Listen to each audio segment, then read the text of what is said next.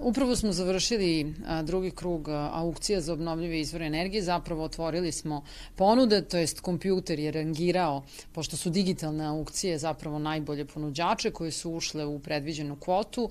Rezultat je 10 novih elektrana, 5 solarnih elektrana i 5 vetroelektrana. Dobili smo izuzetno povoljne cene.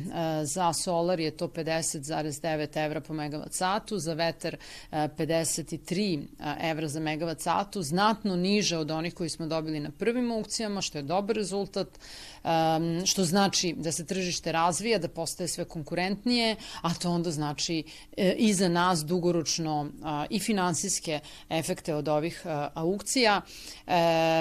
Ukupno ćemo imati, odnosno one će obezbediti 780 miliona evra novih investicija u Srbiju, a ukupnu snagu 645 megavata čiste zelene energije koja će ostati u Srbiji.